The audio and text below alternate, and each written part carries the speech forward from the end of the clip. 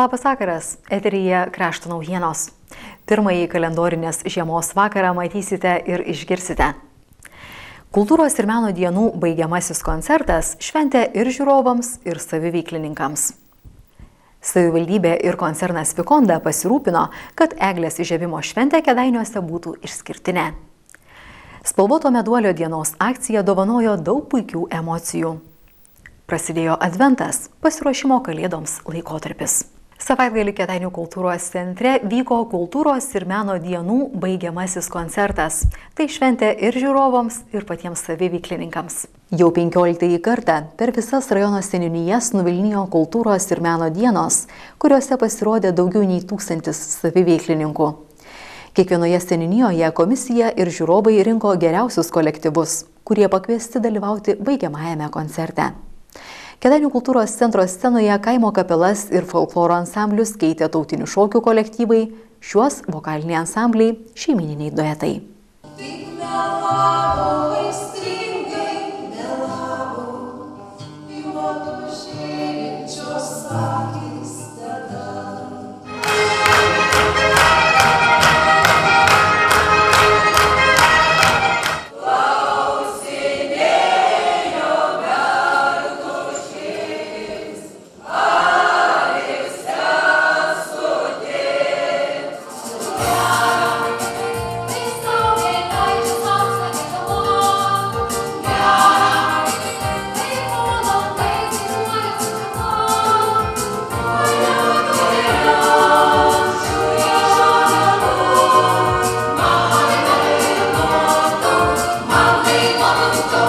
Kelias valandas trukęs rajono mėgėjų meno kolektyvų koncertas, kurį vedė žinomas dainininkas Liudas Mikalauskas, buvo didelė šventė ir žiūrovams, ir patiems saviveiklininkams. Tai yra mūsų rajone labai didelė šventė, atvažiavę labai daug žmonių iš visų rajono kampelių ir be abejo labai smagu yra dalyvauti tarp geriausių kolektyvų, labai džiaugiamės, kad esame atrinkti. Ruošiamės, tai daug dirbame, šokam su vadovė, norim gerai pasirodyti.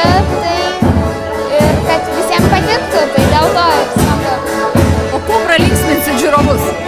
Savo šokiu, nes mūsų šokis yra labai nuotaikingas. Kokia šiandien yra jūsų nuotaika atvykus į baigiamąjį koncertą? Labai gera, labai daug žmonių, labai daug kolektyvų prisirinko, tikrai nuostabiai, puikia diena. Ar svarbu jums šiandien būti čia? Labai svarbu, nes kaip mes mylim dainą, mylim tą šokį ir va, tas pabuvimas kartu mums yra labai svarbu. Ką manote apskritai apie kultūros ir meno dienas vykstančias mūsų rajone jau 15 kartą? Oi, tai labai yra puiku ir tikrai, čia galima spręsti vien tai, kad žiūrovų tiek prisirenka, reiškia, visiems yra ypatinga tai šventė. Renginys geras, reikalingas, žmonės susieina, pasibūna, vis dėlto daug kolektyvų. Reikalingas renginys, smagu, vis tiek išvažiavimas iš namų, pabuvimas su žmonėm, tai sakyti, ir savęs parodymas, ir kitų pažiūrėjimas, viskas čia sudeda į vieną. Tokios šventės sutraukia visus žmonės, kultūra yra gerai, muzika, daina, tai yra linksma. Kultūros ir meno dienų konkursą inicijavo ir globojo Kėdainių rajono savivaldybė. Visų seniūnijų renginiuose apsilankiusi vicemerė Nijolė Naujokienė sakė labai vertinanti kiekvieną mūsų rajono mėgėjų meno kolektyvą. Aš džiaugiuosi kiekvienu saviveikliniu kolektyvu, kuris dalyvauja kultūros ir meno dienose visose seniūnijose ir šiandien, kurie kaip geriausi kolektyvai yra atrinkti į baigiamąją kultūros ir meno dieną. Kultūros ir meno baigiamajame koncerte dalyvauja 36 rajono kolektyvai. Aš noriu padėkoti šiandien visų kolektyvų vadovams, kultūros centrų vadovams ir žinoma, norėčiau kiekvieną saviveiklininką priglausti ir pasakyti nuoširdų ačiū, kad jie savo matymu, savo turbūt tokia vidinė kultūra, poreikiu būti dainoje, šokyje, saugo mūsų etnokultūrą, stiprina mūsų krašto kultūros savitumą. Tai yra vertybė, kuri labai jautriai priimama ir mūsų Kėdainių krašto žmonių. Tai, ką kūrė mūsų krašto kultūros darbuotojai, saviveiklininkai, yra labai reikalinga visai bendruomeniai. Stiprina mūsų kraštą ir stiprina mūsų valstybę. Po įspūdingo koncerto Kultūros ir meno dienų komisijos pirmininkė vicemerė Nijolė Naujokienė ir komisijos narys Savivaldybės kultūros ir sporto skyriaus vedėjas Kęstutis Tadalnykas paskelbė 15-ojo Kultūros ir meno dienų konkurso laureatus. Savivaldybės mero padėkos raštai ir piniginiai prizai įteikti Kėdainių kultūros centro kapelai Vilainiai, kameriniam chorui Ave muzika, Krakių kultūros centro folkloro ansambliui Žiedupė, Josvainių kultūros centro moterų vokaliniam ansambliui Sonata, Akademijos kultūros centro jaunimo liaudiškų šokių grupiai Ainiai. Visi baigiamajame koncerte pasirodę kolektyvai sulaukė ne tik ilgai netylančių žiūrovų plojimų, bet ir generalinio rėmėjo koncerno Vikonda dovanų. Koncernas Vikonda dėkoja visiems kolektyvams dalyvavusiems kultūros dienose ir kadangi visi kolektyvai yra labai geri, geriausių išrinkti nebuvo įmanoma, tai mes įsteigėme visiems savo prizus. Geriausių kultūros ir meno dienos organizatoriumi paskelbtas Krakių kultūros centras. Specialūs prizai skirti Kėdainių ir Josvainių kultūros centrams. Gruodžio 12 dieną Kėdainiuose bus įžiebta miesto eglė. Savivaldybė ir koncernas Vikonda pasirūpino, kad šventė būtų išskirtinė. Artėja laukiamiausios metų šventės – Kalėdos ir naujieji metai. Gruodžio 12 dieną 17 val. Kėdainiuose bus įžiebta Kalėdų eglė. Šventė žada būti išskirtinė.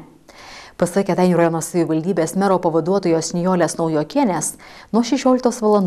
Didžiosios rinkos aikštėje Kėdainių kultūros centras organizuoja kalėdinę mūsų rajono amatininkų darbų mugę. O su rajono savivaldybė bendradarbiaujantis verslininkai, generalinis rėmėjas koncernas Vikonda, pasirūpins, kad nei vienas iš šventės neišeitų alkanas ar sušalęs.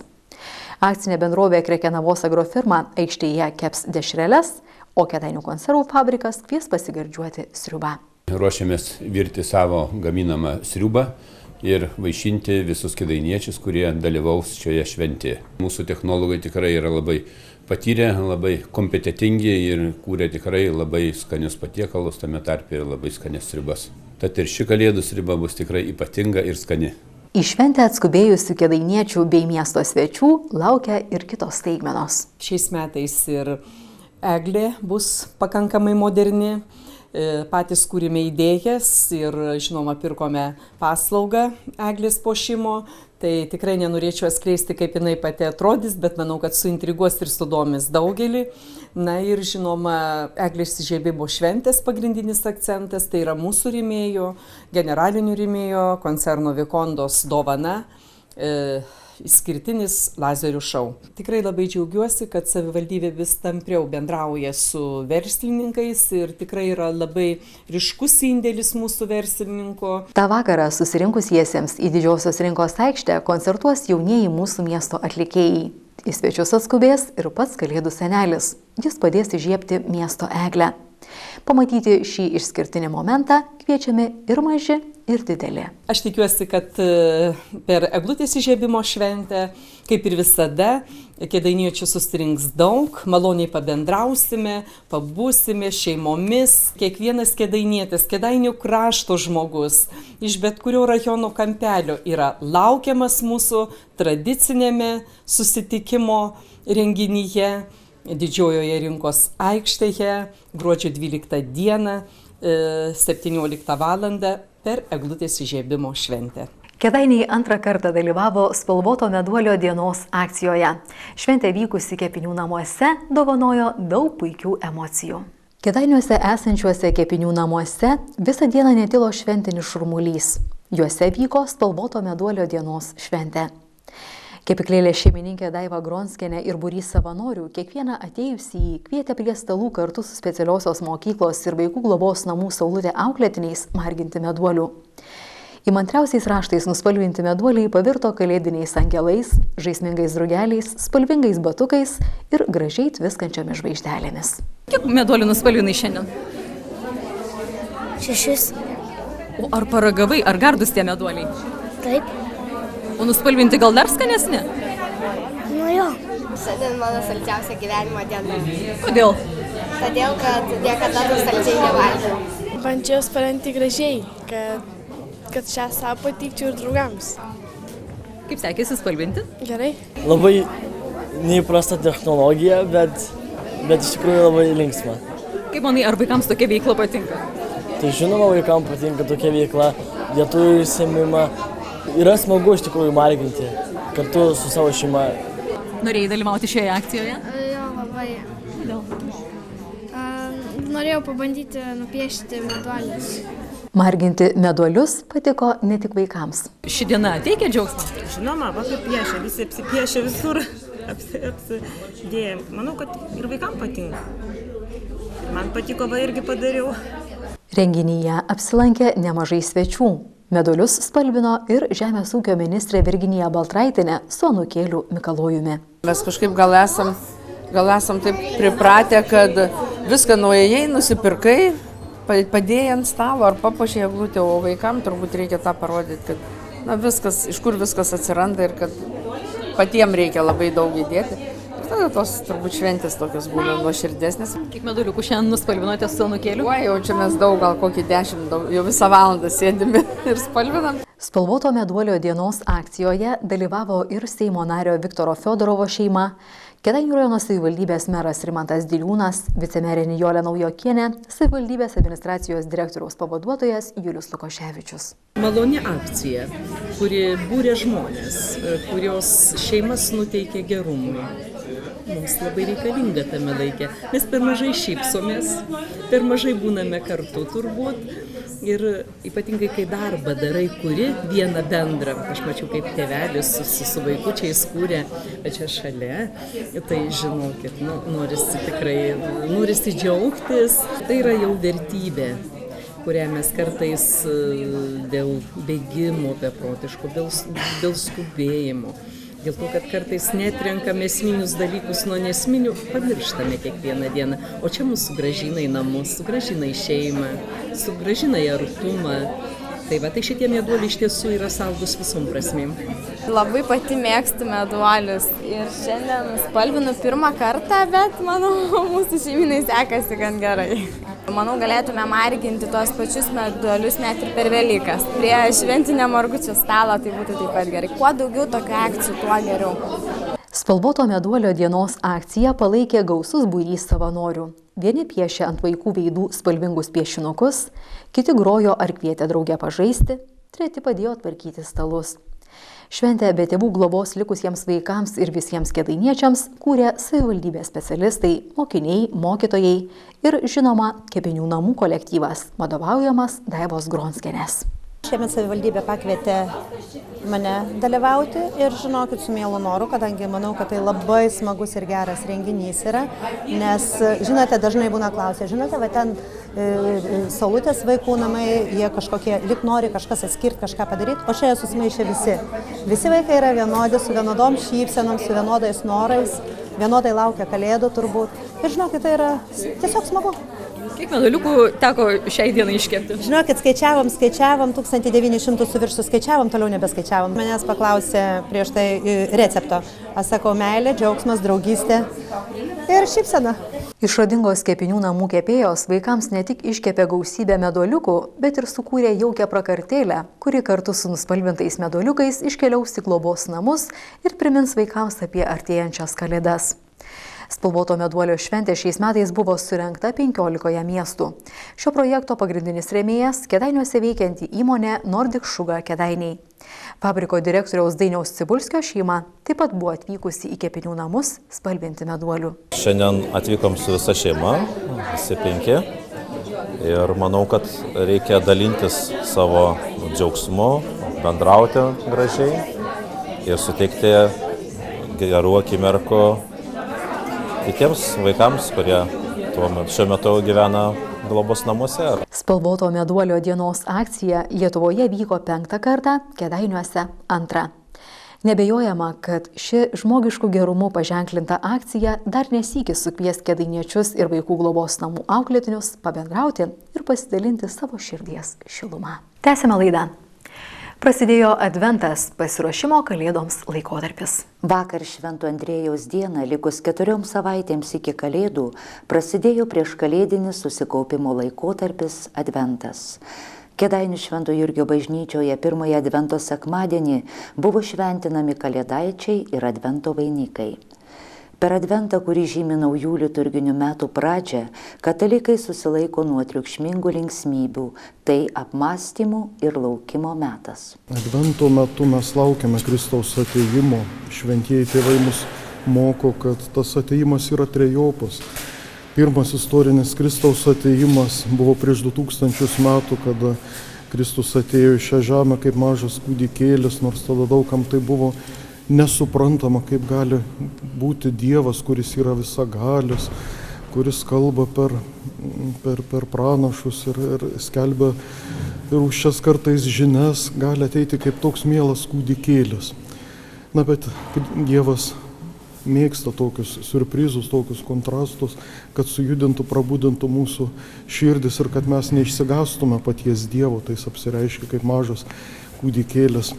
Po to Advento metu mes taip pat laukiame ir to antrojo Kristaus atėjimo, kuris dar bus laikų pabaigoje. Ir tarp tų dviejų Kristaus atėjimų, tarp to pirmojo prieš 2000 metų ir būsimojo, kada mes nežinome, kada bus, yra ir tas trečias Adventas, tai mes kasdieną Dievo laukiam ateinančio į mūsų pasaulį ir laimingas tas krikščionis, tas žmogus, kuris Dievą savo kasdienybėje atranda, jį priima ir pagal Dievo valią gyvena. Laukiant didžiųjų metų švenčių, labai svarbu yra pasirūpinti dvasiniais dalykais. Advento metu mes darom geruosius darbus, kurie yra skirti kūnui. Tai yra gerai, reikia ir alkaną papenėti, ir tą nuogą žmogų aprengti, ir suteikti pastogę. Tai yra evangelinis patarimas, bet reikia taip pat nepamiršti per Adventą, kad yra ir kiti 7 evangeliniai patarimai dvasiniai. Tai reikia ir liūdinti, paguosti, ir abejojančiam patarti, ir sudrausminti piktą darantį ir taip toliau. Tai kad būtų tikrai harmonija tarp kūno ir sielos. Švento Jurgio bažnyčioje, puoselėjant gražią tradiciją, buvo surengta Advento vainikų paroda. Adventinį vainiką mes, mūsų šeima, pinam kiekvienais metais ir visada atnešame į šitą bažnyčią pasišventinti. Kiek laiko šitą šventina, čia tiek mes jį ir nešame. Tokia mūsų šeimos tradicija. Ir visada per kūčių vakarienę mes jį laikome ant stalo, pačio garbingiausioje vietoje, jį statome kryželį. Ir sukalbėję maldą, visi sėdame prie balto kūčių stalo. Kiekvieną savaitgalį aš gyvenu su dukra ir anūkeliu, tai mes kiekvieną sekmadienį uždegam žvakutę, mes tiesiog pasėdim, pamedituojam, kaip sakoma, pasimeldžiam. Advento vainikas, kaip jis yra apvalus, tai mus tarsi kviečia visus susikibti už rankų ir namuose pabūti drauge, ypatingai sekmadienį prie šventinio stalo, neskubant pasikalbėti ir galbūt kalbantis tada suprasti savo artimą ir kad mes tikrai suprastume, kad pirmiausia turi būti tos dvasinės dovanos, dvasinė pagalba, visa kita jau kaip Dievas duos. Iškart po krašto naujienų kviečiame žiūrėti laidelę Kalbos rėtis. Žiūrėkite ir sužinosite, kaip rašyti žodį Adventas didžiąja ar mažąja raide. Po to orų prognozė, informaciniai pranešimai bei laikraščio Rinkos aikštė naujausio numerio apžvalga. O šį vakarą 20:30 min. Kėdainių krašto televizijos eteryje laida Jaunimui Kėdainietis TV. Gero vakaro, likite sveiki.